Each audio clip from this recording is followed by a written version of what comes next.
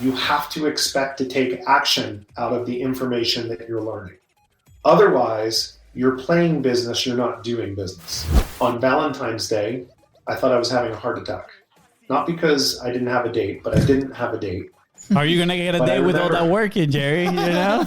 Thank you. Thank you, Jerry. Those words mean, yeah, I'm emotional, man. Hey, I'm Luis. And I'm FONZI. You're listening to the Content is Profit podcast. So how do businesses and creators like us who did not cheat with hacks and tactics and don't want to be stuck in the content wheel of death? Yes. How do we build a modern media team and profit from our content? In this creators economy, pre-filled templates and content calendars have become the solution for those that are not willing to put in the work and build a real business. Those that get rewarded are the ones that create and control their own process. That is right, and content can be either your biggest distraction or your biggest lever. Here, you learn to develop the systems to create consistently, build trust with your audience, and get the attention of those that are willing to give you money. Go to contentsprofit.com, join the community. Come hang out. It's a fun place. Absolutely. It's a fun place. Fun fact, the other day we were talking and we were like, dude, this intro is a little bit too long.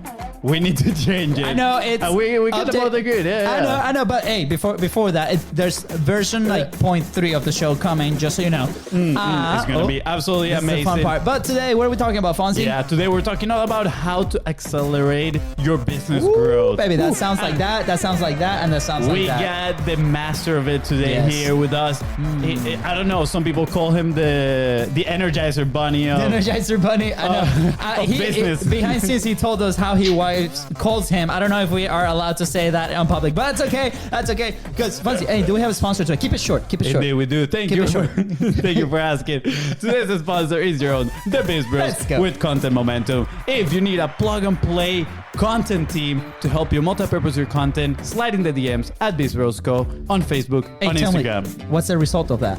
That is money. Let's go. That's right, guys. Go ahead and follow on social media at BIZBROS Co and on your favorite podcasting platform. Yeah, so good. Your turn. Go ahead. And if today's guest help you get one step closer to your goal, please don't forget to share it and leave a 5-star review. Thank you. Today we're bringing back one of the OG guests of Content is Profit, our good friend and mentor.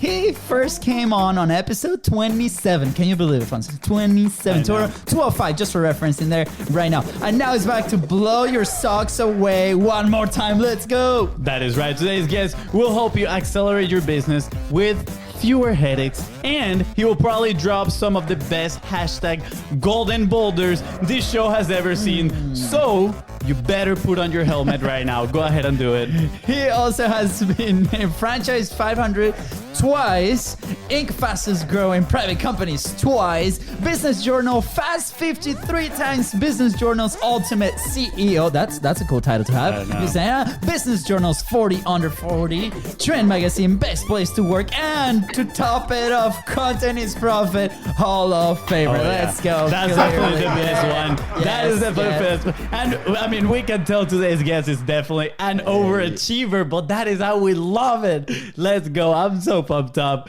Please welcome CEO of Proven Chaos, mentor and friend, and your next business coach, Jerry Macnamara. Jerry. Thanks, guys. Woo! Hey, how awesome was that conference to episode 27? Just gonna put it out there. All right, so I want to be on the real Hall of Fame, which I want to be ahead of George Bryant. I know he's been on 3 times. I know Pablo's been on twice, and Catherine Jones has been on twice. So I'm gonna pester you guys until I catch George, and then I'm gonna surpass him. Yeah, but special, it's serious. Yeah, game on now. Let's do it. I love it. Special editions, by the way, so we can, we'll do the CEO bundle, and then for our awesome listeners. So if you're interested in the CEO bundle, send us a quick DM. Be like, I'm interested in the CEO bundle, and we'll consider bringing Jerry on a 3rd and maybe a 4th time for that bundle. I'm just saying.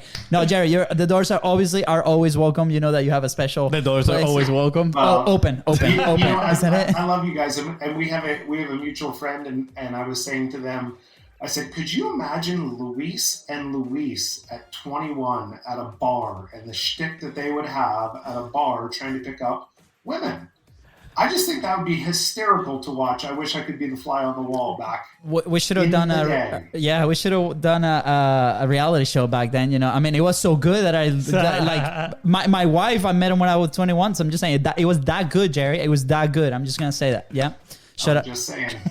Fonzie, no. What do you have to say? I mean, I'm just there for the dance moves, Jerry. That's all I'm there for. And the beard, the pretty face, the great face, and the beard. Face. Yeah, that is right. Jerry, thank you so much for coming today. I'm very excited. Thank you so much for the kind words and the introduction. I always said my mom gave me my best introduction, and since she's not here anymore, thank you so much to give me those kind words. So thank you.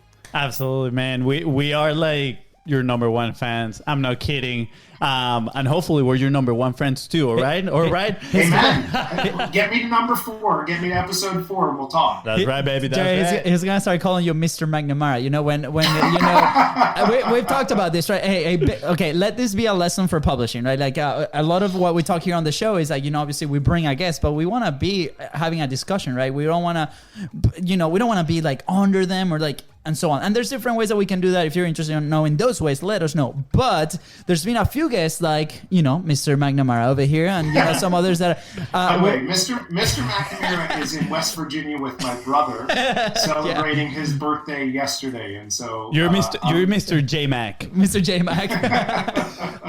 But it was funny. I think like the first experience was with Todd Brown and Fonzie goes like, Mr. Brown, yes, of course. And then my next one, Mr. Brown. I said Mr. Todd, Mr. Todd, not Mr. Brown. It wasn't a first name basis. I know. But, it can be intimidating sometimes when you get these big people, big entrepreneurs. It's like Jerry right Mr. here, McNamara. Right? I get the sweaty pits sometimes, But I have now from episode 27, we have a few bonus episodes there. So I would say I have over 200 episodes of experience. No more sweaty pits, Jerry. And I'm ready to take on the golden boulders that you're about to share today. Well, to that point, Fonzie, before we go on, first of all, I love what you guys do. I so appreciate your help and your guidance as I've gone on my journey. And I think we talked about this in 27. I don't believe in levels of people or corporations. We're all just people. We're all loving people, learning. We've all lost something. We've all hated something. And so for me, it's all about being human and loving your people. And so when you do that, so many things just fall right into place. And so I always say that everyone that knows me well knows love is my first value. And I always say, love your people and treat them as whole people. So there are no levels in life. I love that. And I think this is like a perfect segue for the topic number 1. Topic number 1. Where we have like a whole new show over here today.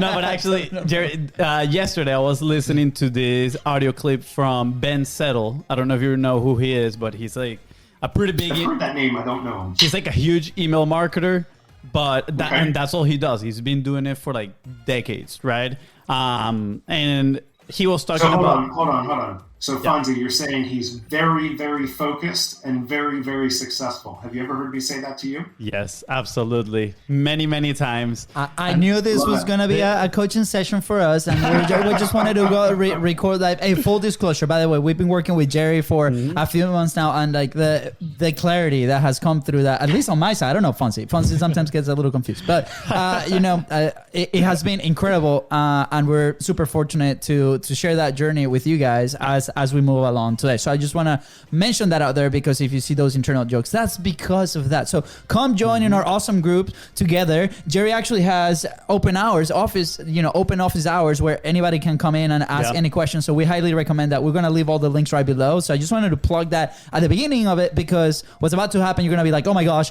I need to be there in all those office hours. Yeah, they're absolutely amazing, and they have a bunch of great entrepreneurs in there. But back to the topic. So topic 1, go ahead. Topic one. There we go. Reset. So he was talking about email marketing, and he was saying like, with this new iOS update, people are all concerned with their emails deliverability, open rates, and he's like, dude, none of that matter. He's like, none of that matter, because you're not trying to sell the click. You are selling their relationship, right? Yes. And you said people don't Say louder. People Say don't louder, have Fonzie. levels, right? We are all just people. And I think that translates into marketing so well because, like he mentioned, right? We are here to sell the relationship, right? And I think when people start falling into the tactics and hacks and all that stuff, yes, there's strategy. But I think if we can base around how can we connect, right, to a personal level with the person that we're trying to help, that is just gonna, accelerate our business growth. Interesting, right? So I'm curious, Jerry, right? Because you are extremely good at building those relationships with people. I mean, I've noticed it, obviously, with us, but at the same time, I've been to your office hours a few times. I'm not gonna lie. I wish I've been more, not gonna lie, but I'm throwing myself under the bus right here. but I can tell everybody in there not only respects you, but like you said, they love you too, and they love the whole community that you've built, and it's incredible to see how everybody's cooperating with each other. So what are some of the elements to sell these relationships, to build these strong relationships with the people that you're trying to help? Yeah, it's a great question. So I look at every relationship that you go through, there's what I call the arc. And the arc has 3 parts. Likeable, right?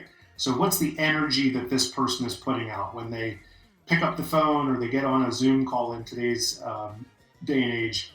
What's the energy? Are they the sad sack, or are they putting the positive energy where you're like, wow, that person's pretty cool? Mm-hmm. The second piece of it is relatable. Do you look and say, I can relate to this person.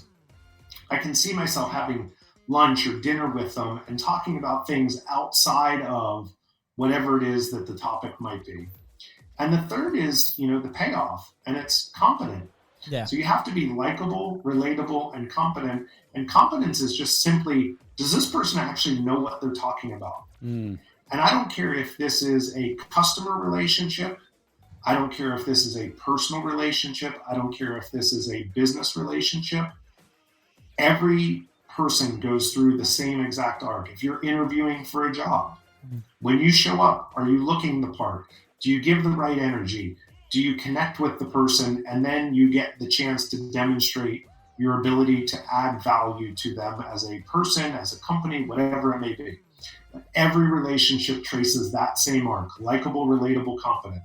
And so, you guys and I, we've had this conversation a number of times.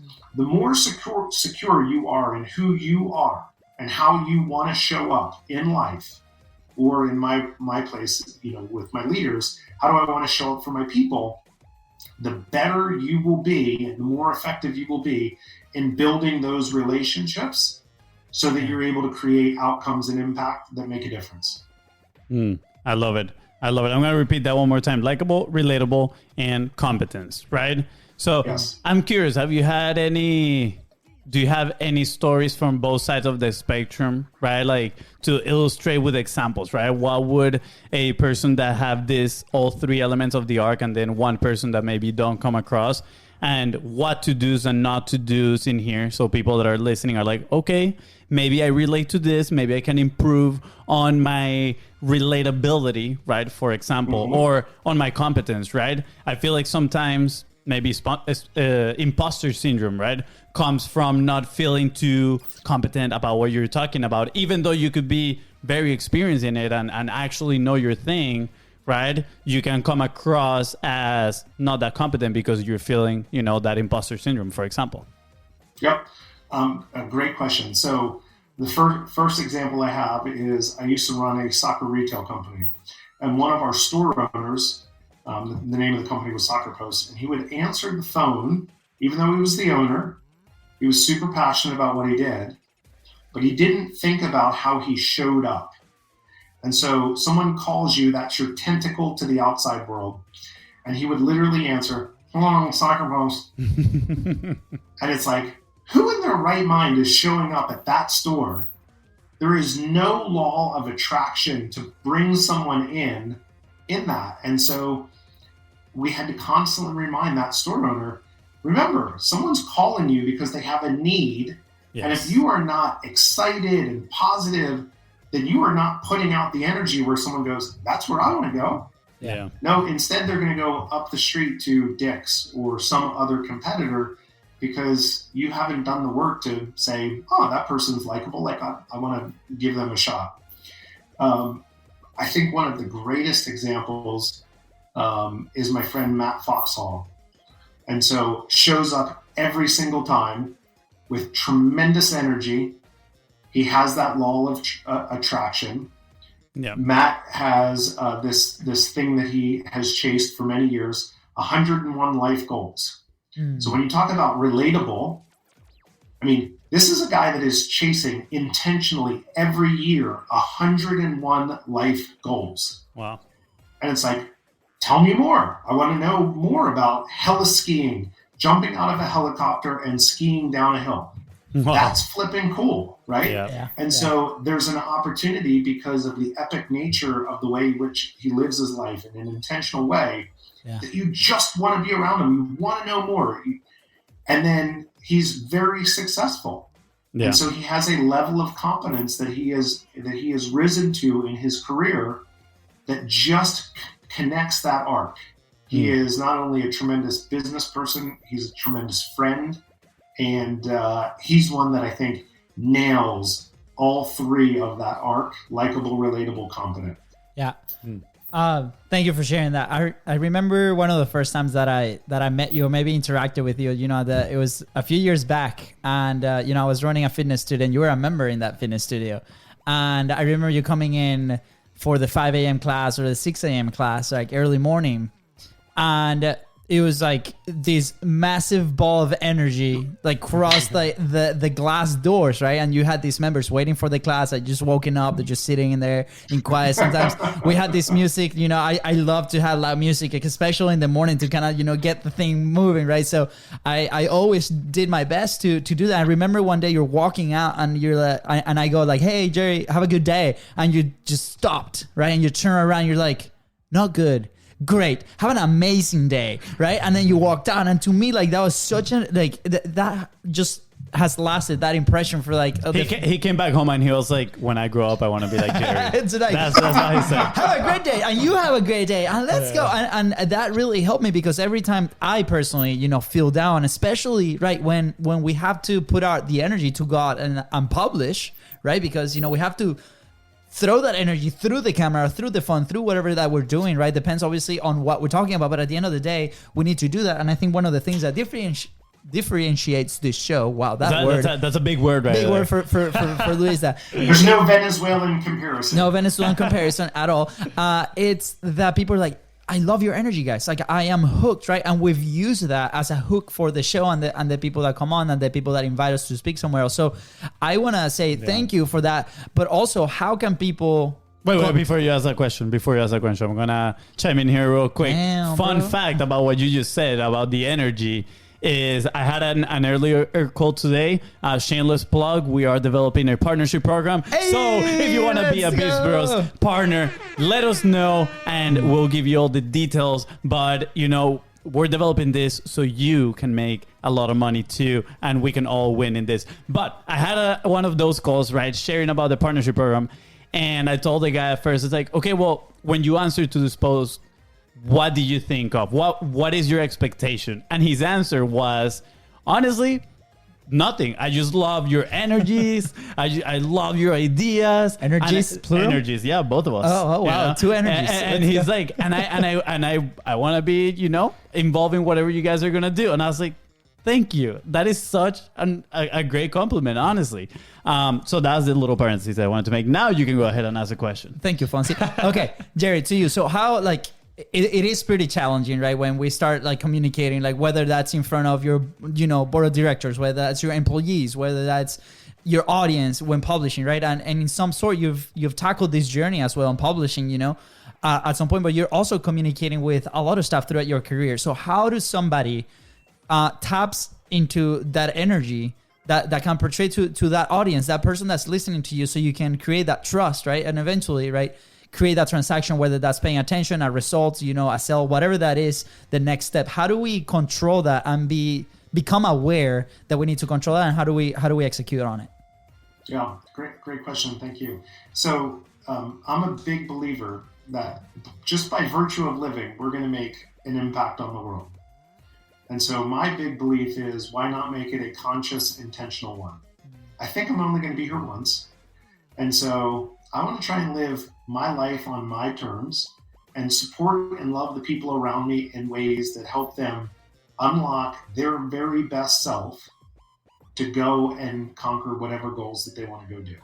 So for me, the way in which that starts is I try and live a life of intention. It starts with my values. I am very, very clear on my values. My values are my operating system. It's every day how I try and live my life. There are times that I fail miserably. Let me raise my hand. I am 100% fallible. But by virtue of having my values very clear in my mind, it gets me closer to living a life of intention that is closer to the person that I aspire to be. So I'm constantly chasing that person. And so I try and connect my values to my intentions. So every morning, the first intention that I share with myself, because I say them out loud every day, is that I will add an insane amount of joy to the world today. Now what happens is I train my mind to continue to scan the landscape of life, every opportunity at every time, to add joy to the world. You guys know this, I've shared this with you before. I tell Brooklyn and Briggs, my two kids, every single day when I leave them, be kind, be sweet, and add joy to the world. And that to me is the most important thing that I can do to try and instill that positive mindset in them, because that's allowing them to go conquer the world the way that they want to go do. Yeah. And so I work really hard on my morning routine. I try and meditate. I try and work out. I try and read. I try and write. All of those things that prime my mind for performance, because if you win the mind, you win the day. Yes. And so I make a conscious choice that I am going to bring an insane amount of positive,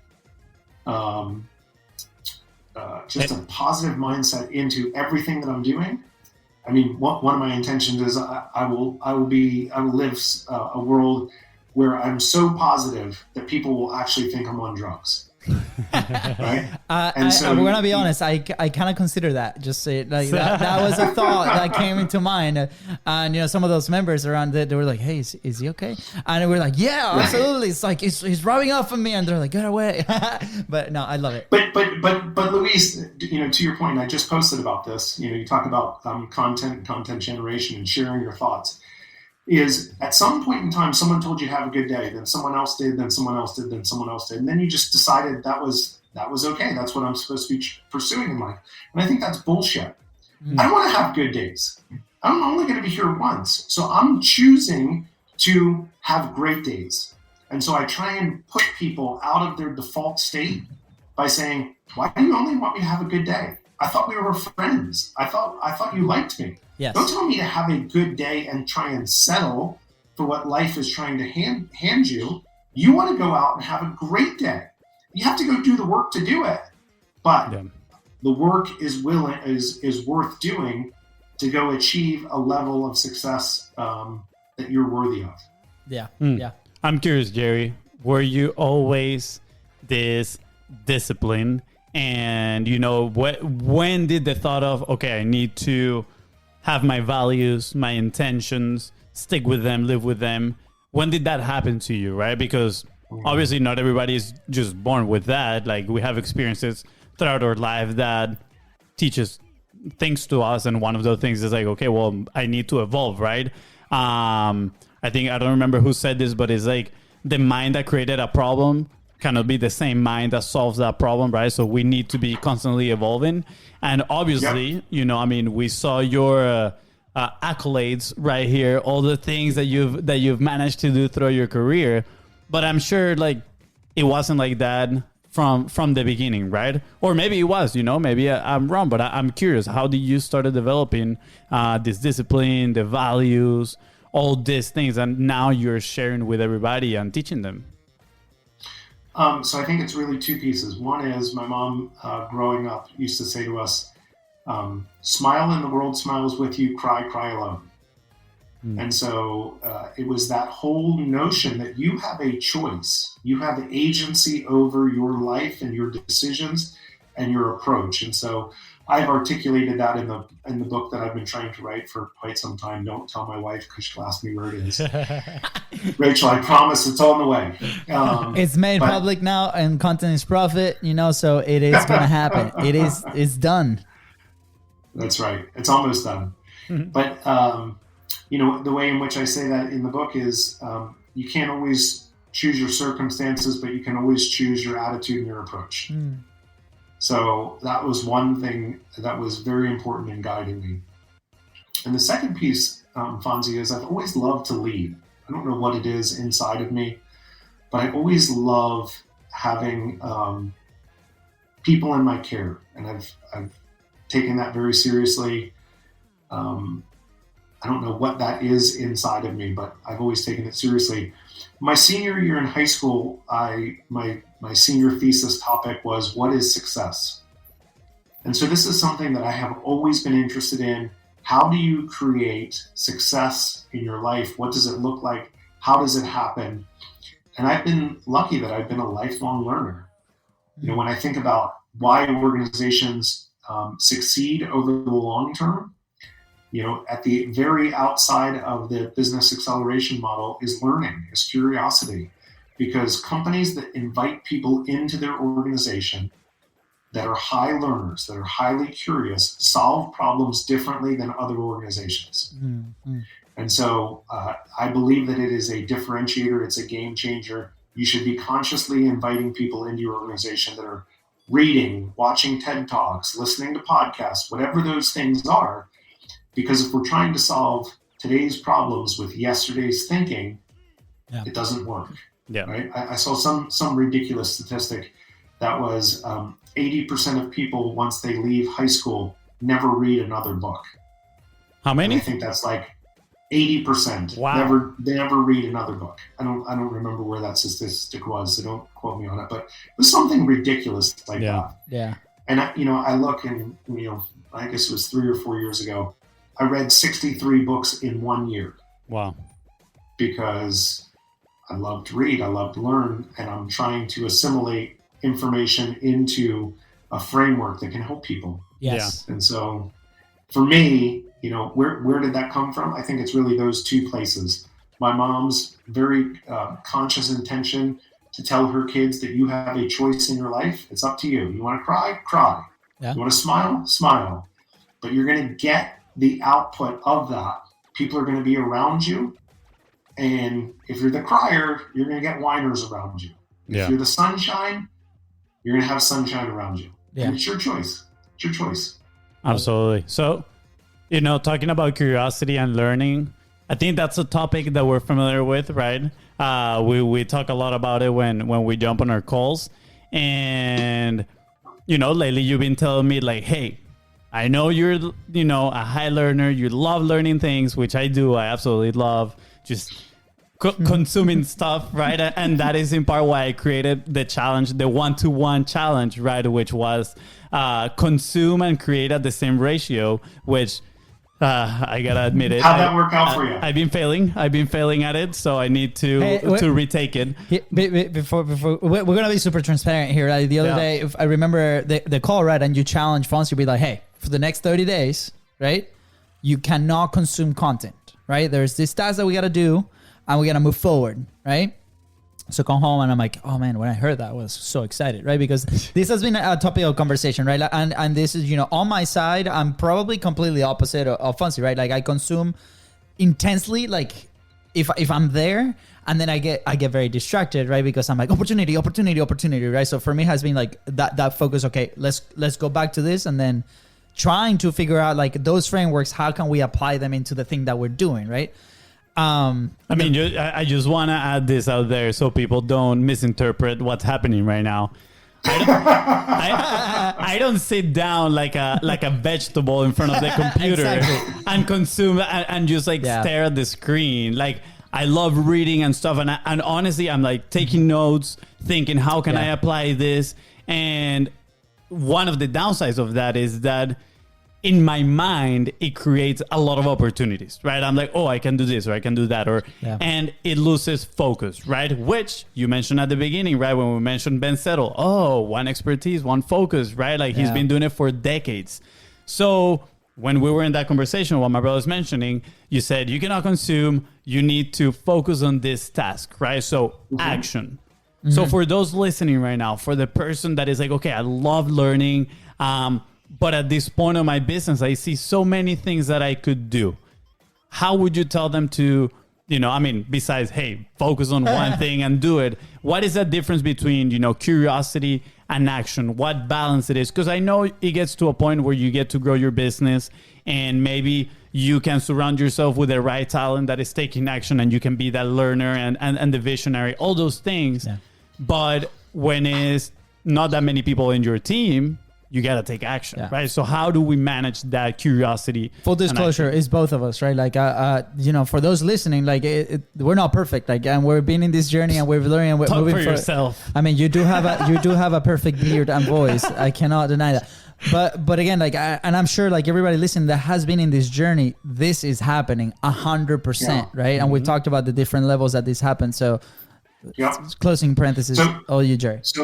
So I say this all the time. The biggest business sin is information without action. And so a guy that I used to work with, Dr. Kyle Excorn, a former surgeon who became CEO, incredibly, maybe the most impressive guy I've ever met. I love Dr. Kyle. And, as a new CEO, he was asking for all of these reports to come out of, his analytics department because he wanted to know this, he wanted to know that, wanted to know this. And, when I shared with him, information without action is the biggest business sin because you're just wasting people's time, right? And the question that I gave him was, what action do you expect to take out of gathering this information? And so what I find with high learners, myself included, full disclosure, I am a high learner, right? And so at some point in time, you have to expect to take action out of the information that you're learning. Otherwise, you're playing business, you're not doing business. Yeah. That's a critical distinction. We've had this conversation before, right? We're playing business, we're not doing business. And so one of the really critical things when I look at all of the high achievers that I've had the opportunity to work with, work alongside, they take action differently than people who do not succeed.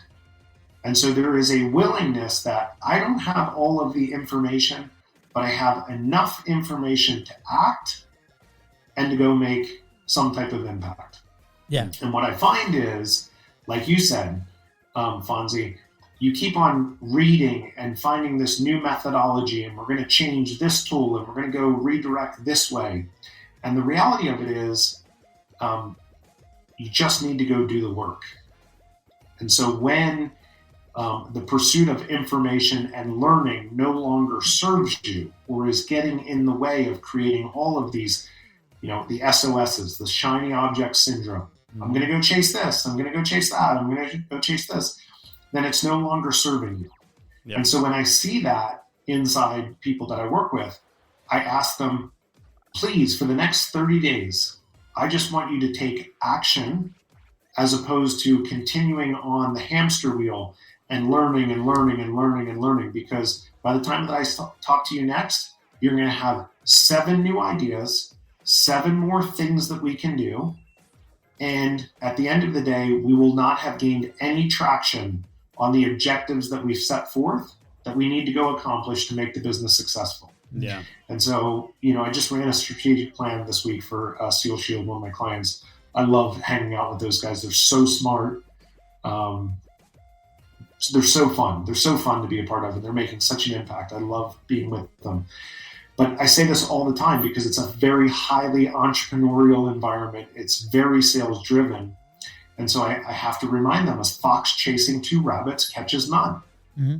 And so you have to pick the bets that you're going to make. And when I look at the course of my career and any success that I've had, it's because I'm willing to focus in on fewer things and make bigger bets.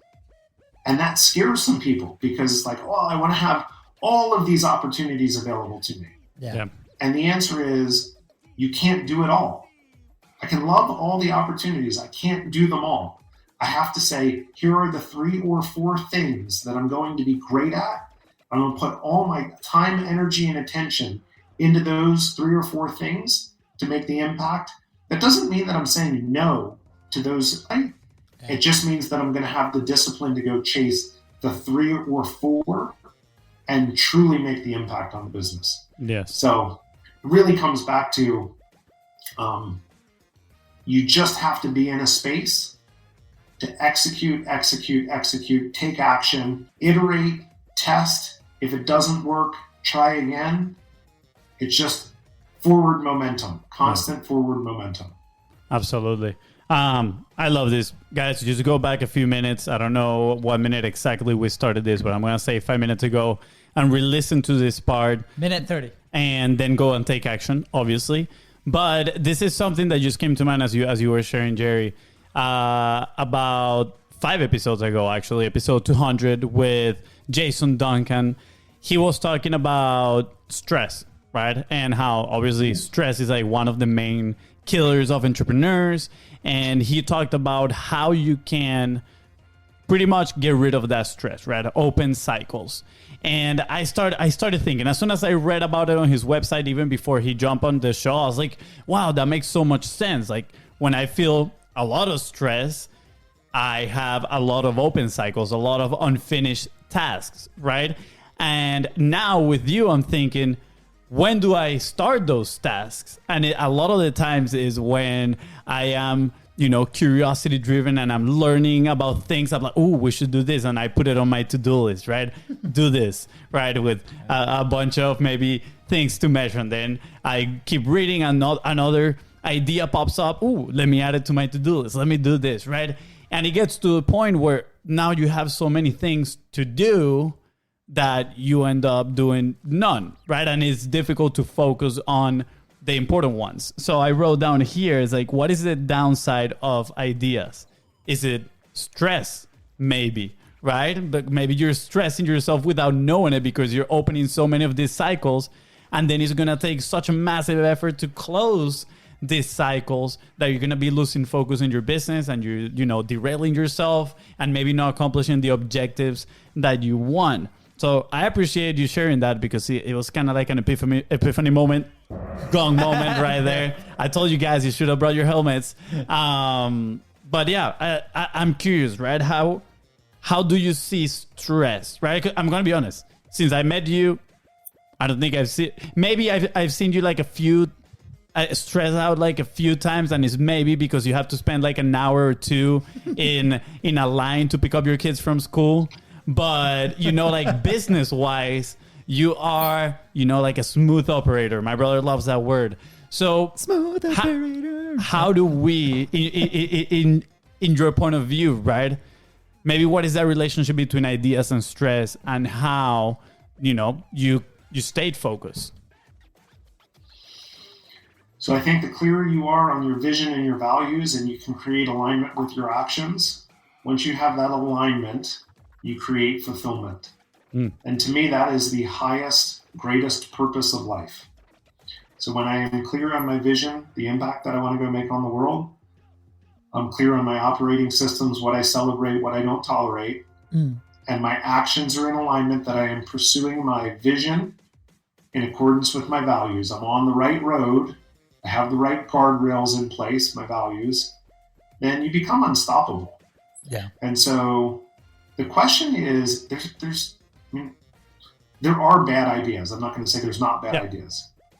But really, you have to look and be disciplined to say, does this idea, does this objective roll up to support me to be the very best person that I want to go become, to make the impact on the world that I want to make?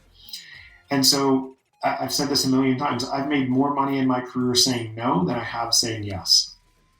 And that's because I am so disciplined to say, here's where I'm going and here's how I'm going to get there. Let me give you an example.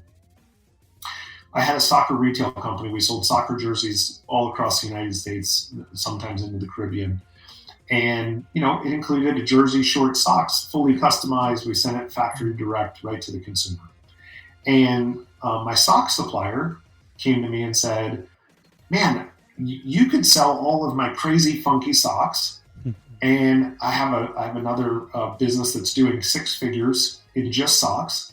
I'd love to do that with you because I like you more and I trust you more. And why don't you do that? And I thought for a while, and I was very flattered that he came to me with that opportunity. Yeah. But I knew that every time the phone rang, it was $500 on the other end of that line. And we had 40% margins, which meant I made $200 every time the phone rang. That was the business that I was in. Yeah. I was not in the business of selling $10 socks that when someone didn't like them and wanted to send them back because they didn't fit right or they weren't exactly the color that they thought they might be, I didn't want to be processing $10 socks. Yeah. I didn't have the infrastructure set up for it. Mm-hmm. And so I turned down a 6-figure opportunity to sell socks because it didn't fit into my business model. Yeah. My vendor, he was super kind, but he thought I was crazy. Yeah. And I said, I have to stay disciplined in what makes my business work. What makes my business work is that every time my phone rings, I make $200. I love it. I don't want to make $5 every time my phone rings. Yeah. And so I stay disciplined. Yeah. Yeah. Before FONZI, before you continue asking this smart questions, I want to make a comment on the stress side of things, right? Because like I've been through some stressful times in my life, and I remember going through it like, man, like am I actually always gonna feel this way when I'm tackling these new problems and new things, right? And to me, a big word in the last couple of years has been perspective, right? Like how do we change the perspective in different things? We talk about it when we launch the show. And I remember I've been trying to remember who said this, but stress is an indicator that something is something is there, right? So we have to reverse engineer and think, okay, why am I feeling this way, right? Like is stress is an indicator. I need to find out what is causing that. And then once you identify it, then you can take action on that item, right? And recently we've shared about open cycles and different things. And my personal example was when we moved into the new house, right? I was expected from my wife to build some furniture and move different things that were here. And the first weekend, right, I didn't do it. I was like, man, like I don't want to do this, right? Like I can do it next week. But throughout that week of working, I was very unproductive, right? Because I kept going back. And then at night, Katie was like, why is this not done? And I'm like, well, because I'm going to do it next weekend. But there was there, right? And it was causing stress, right? And that was a very small example. But for business, it's the same thing, right? These things happen. And when we don't identify, don't take action. So the next weekend, once I did, I was like, everything cleared up and we can move forward because I identified the problem and took action against it, right? So, we've talked about this like on sales, on different things. Okay, what are the indicators that are causing this? And as we're revisiting this conversation in my head, I'm like, I stayed away from that, right? Because there's the staying away from identifying what that indicator is telling me every single time. And that's what's causing all that buildup. So, wrapping it up with what FONZI was saying, what you're saying, I think those are very incredible tools because by identifying that problem and then if we need to say no, right, because we have to stay focused with what we do with our values, with our thing, then we remove that open cycle and then we're back fresh into what we really need to do. So I love this conversation because it allowed me to revisit, right, a few things, right, that maybe I lost a little bit of sight in the last few months, right? So thank you, Jerry, for sharing that experience. All right, FONZI. Yeah. Ball back to you. I was just going to share with your comment that, I heard it from Mr. Capitalism himself, Jeff Bezos. I heard him say one in an interview, stress comes from not taking action on something you had control over, right? And sometimes when we say yes to many things, we're putting too many things on our plate.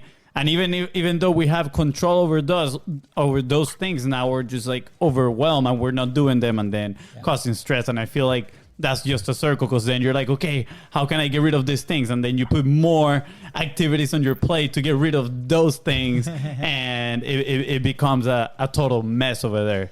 Guys, I think I've shared this story with you. Let's talk about stress just for half a second because it is a real thing, right? I work with multiple CEOs. It is a real thing. When I was 26, we were running a company. That company had gone from 5.9 million to 15 million in 18 months. So high growth. The way I used to explain that is every day I used to come in and wrap my lips around a fire hydrant, and someone would turn the fire hydrant on full blast. We're raising venture capital, traveling around the country, opening stores. I wasn't taking care of myself. I would work 100-hour weeks on a regular basis. It used to be a badge of honor for me to send emails at 3 o'clock in the morning, or to sleep on a couch that was outside of my office, and people would come in the next day and they would say, "You were in the same clothes as yesterday?" Yeah, it was big. It was a big night. I had to get all the work done. And on Valentine's Day, I thought I was having a heart attack. Not because I didn't have a date, but I didn't have a date. Are you gonna get a date with all that working, Jerry? I remember having electrodes on my chest, and I was literally looking up to the ceiling on the hospital gurney, thinking to myself, "What have you done? What did you do to yourself?" And so, stress is a real thing. It was a result of trying to do too much, not building a team around me, not giving up things that were clearly in my control that I could have handed off to other people who were certainly capable to do. And that was the tax that I paid. I paid the tax with my health. Yeah. And thank goodness it wasn't my heart. It was just my stress. But my blood pressure was beyond through the roof. And those can be the end results. And, it's part of, the 9 principles of personal performance, which is, the book about personal performance, which is the foundation of life is health. And your health is your diet, your exercise, and your sleep. And so if you are taking on so much stress, I certainly cannot be effective from a hospital gurney in a hospital. Yeah. And so when you start to think about those things, you say, what am I doing to myself? To what end? These things are not serving me. I can't serve my people. I can't serve my customers. Yeah. And so therefore I have to reset. And so, again, stress is a big deal. It's a real deal. And if you're feeling it, especially in COVID, I have a number of people that I work with that are all facing significant burnout, right? We made it through a pandemic. Our business is still running, right? And now we're bringing people back to work. Maybe we're not bringing them back to work. The Delta variant. I had a conversation with a client earlier today. One of their employees who is unvaccinated is in the ICU on a ventilator and not doing well. Wow. And so these are very specific, stressful things that we are facing as leaders. Yeah. And so we have to be very mindful about making sure that we take care of the stress that's on us. Yeah, absolutely. Thank you for sharing. I think that's a great reminder right there. And, something that I keep listening that it kind of has been mentioned a little bit is simplify, right? I mean, moving on from stress to the business per se, specifically, I hear simplify, stay in your lane, focus, right? And I know that's obviously a lot of what you talk, a lot of what we talk on the calls. I'm going to say, like, every time we jump on the call, you're just making sure I'm staying focused. And I'm like, yeah, thank you, Jerry. I appreciate it. I feel as the week goes by, I start, like, deviating. So I need to pull myself back together. But, maybe how can we help the listener right now that might have a few tasks on their plate and they're trying to simplify and they're trying to see, okay, which one is the task or what is the thing that I need to do that maybe has the best upside for my company, right? But you mentioned this at the beginning, right? It's a risk that we're taking, but we need to pick something and go with it. How can we help them make the right decision? Yeah, great question. It depends on where you are in your business stage. So if you're early on in your business stage, you have to make more short-term bets than long-term bets because we need to generate some cash flow and some opportunities and iterate faster and faster and faster as your company continues to grow and you get into that stage 2, 30, 50, $100 million, then you're making more longer term bets and you're equaling those things out. And so I think it just depends on where you are in your business stage to look and say, what makes me closest to the dollar? Because we obviously have to stay in business. We have to generate the cash flow. But at the same time, you get to a point that what got me here to success is not going to get me there in success. And so one of the things that I always look at when I'm working with companies is we have this great idea, okay? We try and make an evaluation of risk and reward. So all of business is this trade of risk and reward. I'm willing to take on more risk because there's more reward. I'm going to take on less risk earlier stage and take less reward, but I'm going to get more of those turned over. Yeah. The key is looking and saying, do I have the resources to execute on the opportunity? Yeah. I say this all the time. The key to business is figuring out what resources to put on what opportunities. That's it. If you put the right resources on the right opportunities, you will unlock success. The trick is figuring out what opportunities you should be pursuing, and you have to be disciplined on, here are the resources that I have. Yeah. So where people get in trouble is they try and pursue too many opportunities and have too few resources, which is why I'm constantly telling people to focus, because we think we can do more than we can do, right? The research here is clear. We think we can do more in 90 days, right, than we can over a whole year. Yeah. And the reality of it is we can get way more done in a whole year because our mind doesn't work in a longitudinal path like that, than we can in 90 days. So we get less done in 90 days than we think we can, and we get more done in a year than we think we can. Yeah. Yeah. And so, when you're picking your opportunities, and this is one of the exercises that I go through when we look at strategic plans, what are the resources that are required to go execute against this objective? Because if we don't have the resources, or those resources are tied up into other company objectives, it's still a great idea. We just put it in the parking lot for the next quarter to review. Yeah. Yeah. And so it's the discipline of looking and saying, what is going to roll up? I think you guys have seen this before, the clarity code, right? So we have our vision, that's where we're going. Our values, our operating system, that's the corporate side of this. And then when we start to do our strategic plan, then you have 90-day objectives. Those roll up to achieve our vision. And then we have projects. There's going to be multiple projects to achieve that objective. And then there are tasks. So those are the to-do items that you're literally assigning someone to have do this thing by this date and make sure it's executed. And they all roll up together. They're all complementary.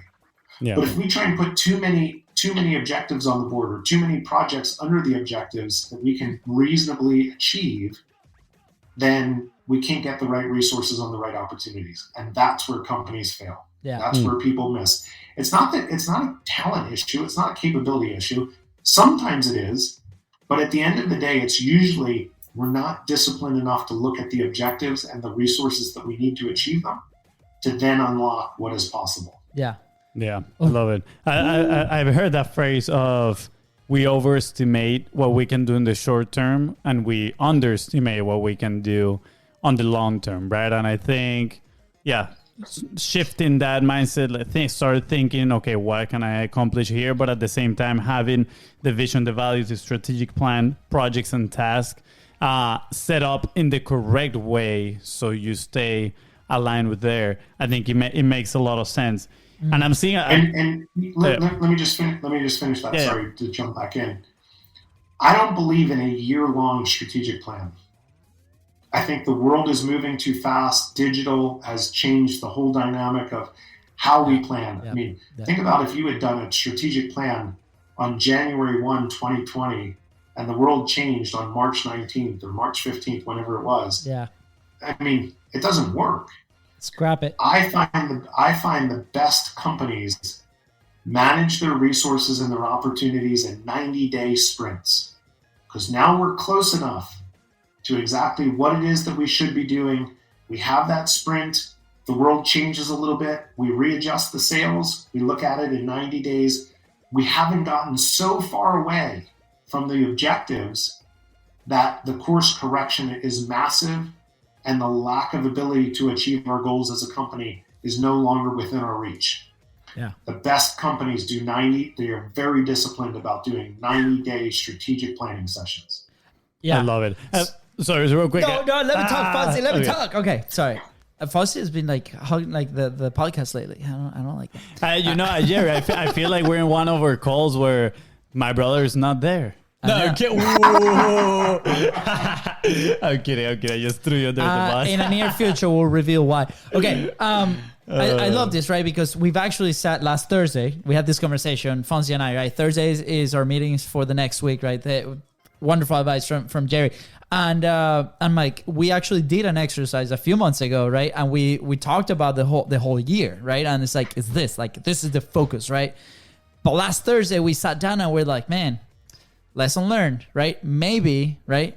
That was one of the things that maybe slowed us down. We need to pivot, right? We're at the stage where we need to like pivot, like slightly, like those 90 days sprints. There's opportunity, right?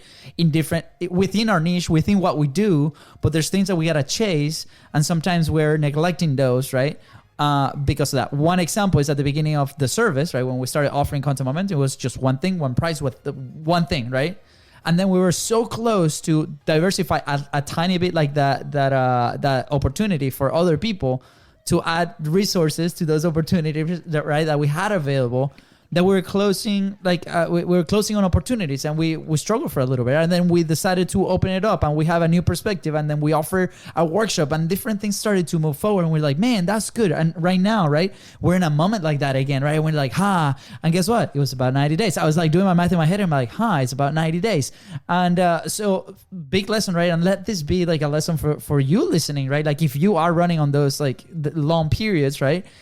Shrink it down a little bit and then show up to Jerry's open hours on Thursdays. Yeah. Is it Thursdays? No, I miss the days. Thursdays. No. Wednesdays. Thursdays at 2 p.m. Eastern. Thursdays. Let's go. So let's just one quick distinction there. It's not that you can't look a year out, right? Yeah. You can use that as your guiding light. Like here's the thing that by the end of the year we hope we achieve. It's just that the best way to plan is in 90-day sprints. Yeah. Yes. Because the world may change, and if we're still driving to that year-long thing, or what I find is more appropriate is that people build a plan, yeah, and they literally put it up on their bookshelf and they never look at it again. Yeah, it's like if you are driving every 90 days to doing that, and another thing that I'm super passionate about as part of doing a 90-day plan is you have to have a platform to make it visible. So there's transparency, accountability, and execution. So I don't care if you use Asana, I don't care if you use Trello, I don't care if you use Smartsheets. You have to have something and revisit it, whether it's weekly or every other week, depending on the size of your company, where you come and report. Here's what's going on the objectives. I'm highly accountable to making these things happen. And so that's kind of the last piece of the strategic plan that I think is critically important. Yeah, awesome. I love this. And I know we're getting here close to Jerry, the end. Just so you know, you earned the right to be here on a third time because we just want to continue talking. But, Luca is waiting for me over there and I got to go pick him up. So that's the full strategy of today's episode. I think this is the yes, it worked. It worked, absolutely. To my rescue. Yes. I think this is the hook for next time you come here, Jerry.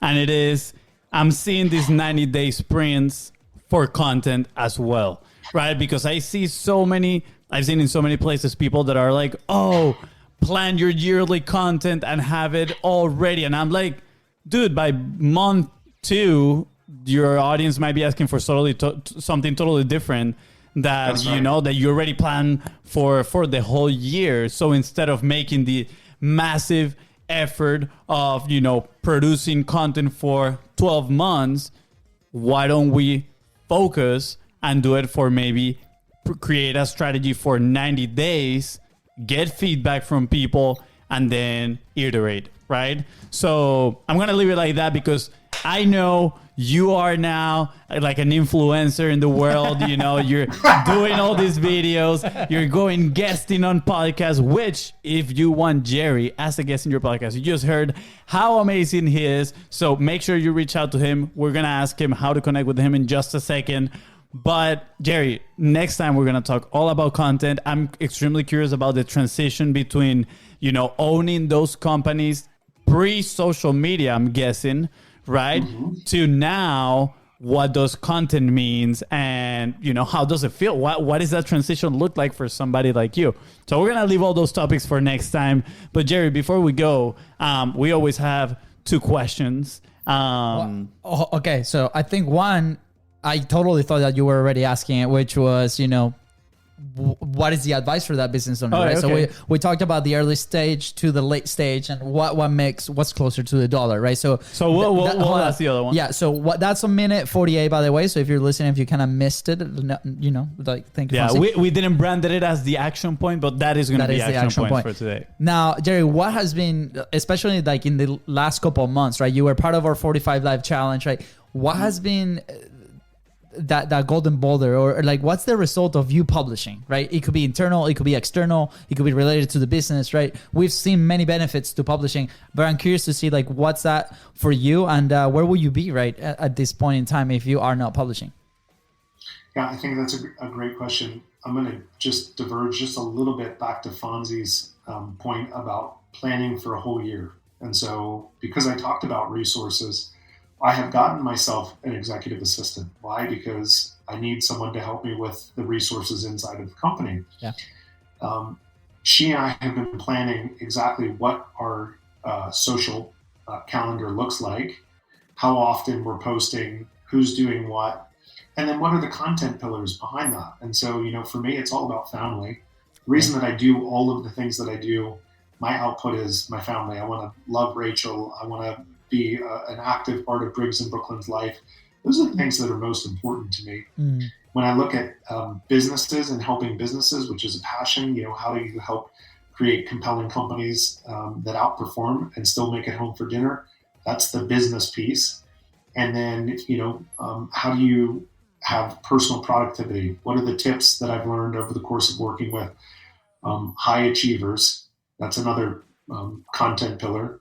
And then strategic planning is the last piece. And so we're able to create that framework where she can start generating content on my behalf because she knows, and we do this, I capture quotes of mine. She has a document that she works off. Yeah. And, you know, by being in sync and resourcing that and having a plan, not a whole year plan, here's the next month, right? And so she's building out Airtable for me with all my quote cards, and you know, I have a piece in that of doing the videos.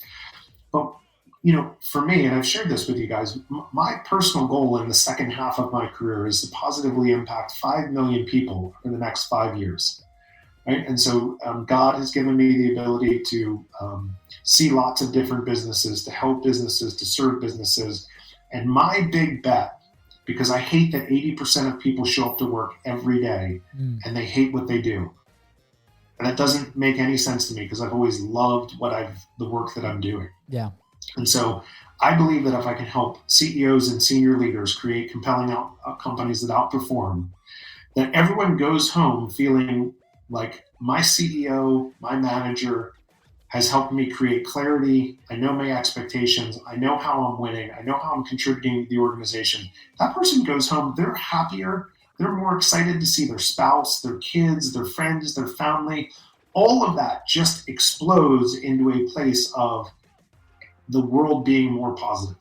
And that's my calling. And so I am trying to positively influence as many CEOs, as many senior leaders, to give them the clarity of how they want to show up for their people so that we can go make that impact. And for me, publishing, doing things like this, getting on podcasts and sharing what my experience is. I'm not saying it's the best experience. I'm not saying it's all right. It's right for me. It's right for the people that I serve.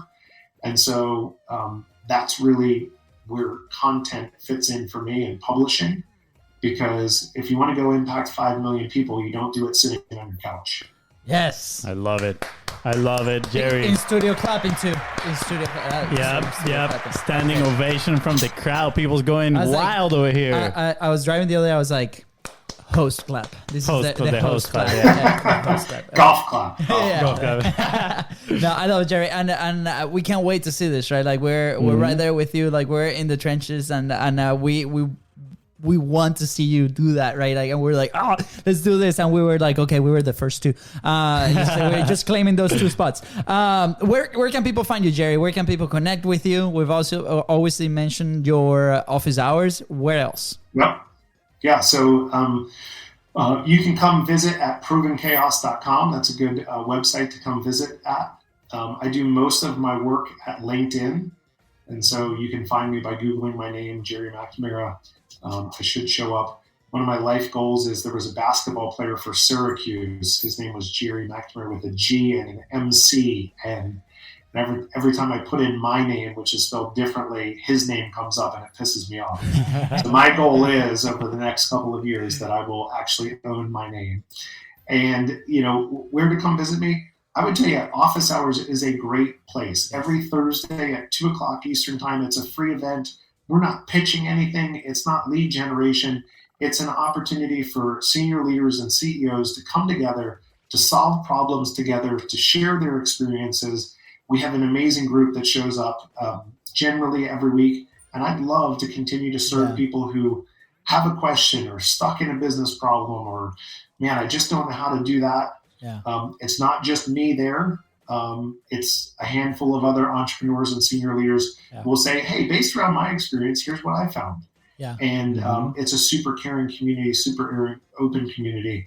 And I love doing that every I love it. Thursday. And I don't know, we won't share any names, right? But there's a big range, right? From, starting entrepreneurs all the way to multi-million-dollar companies, right? So the extent and the scope of like different opinions and experiences is incredible. And there's always a lesson too that we can take from those comments, and is everybody collaborating. So thank you for putting something like that. I just want to say that Jerry's office hours has a BIZBROS seal of approval. Let's go. Jerry, we need to create like a jingle, like Jerry office hours, and then like a guitar. I'll let you take that one, Fonzie. Hey, it would be so much fun, and then just make like little clips about it. That'll be amazing. Like you can make a little clip, Jerry office hours. And then it's like, come join us, bam, bam. Oh, that would be so good. I think the fun part about it is the community that's developed. And so I've been doing this since November of 2019, right? Way before even COVID, people had this idea of like, we're going to gather online.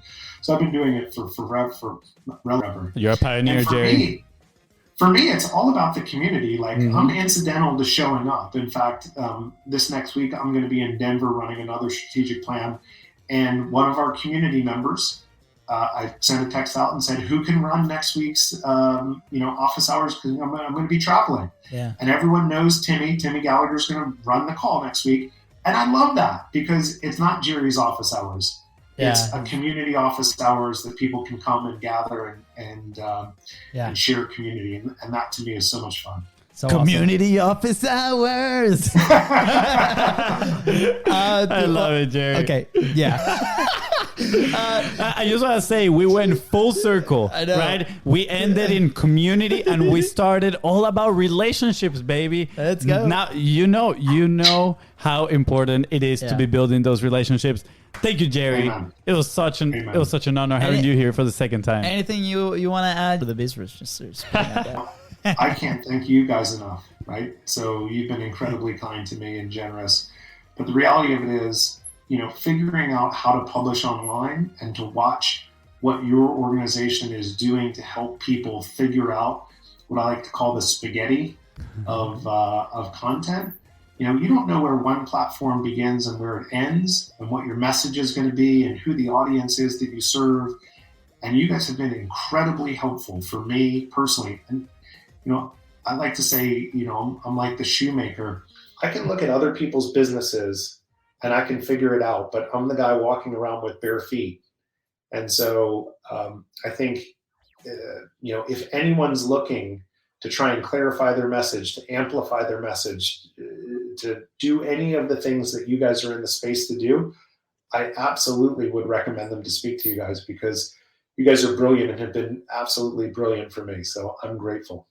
Thank you. Thank you, Jerry. Those words mean yeah, I'm emotional, man. Like it's been a journey, and I really appreciate you also being there for us. And yeah, I think we're both gonna go very, very far, and I can't wait for the people you listen and coming hang out. You know, with Jerry, come hang out with the BIZBROS. Jerry office hours. Record that for me, Fonzie. I'm gonna put it up. I will. And I'm going to go to Fiverr. I'm going to be like, who can add some guitar on this thing? Dude, Jerry, yeah, I'm going to do that. I'm actually going to do that. Awesome. All right. Well, Jerry, thank you so much. With that said, thank you for coming into Content is Profit Podcast. Go ahead and follow the show on your favorite platform and at BIZBROS Co. That is right. And if Jerry here help you take one step closer to your goals, please don't forget to share this episode and leave a 5-star review.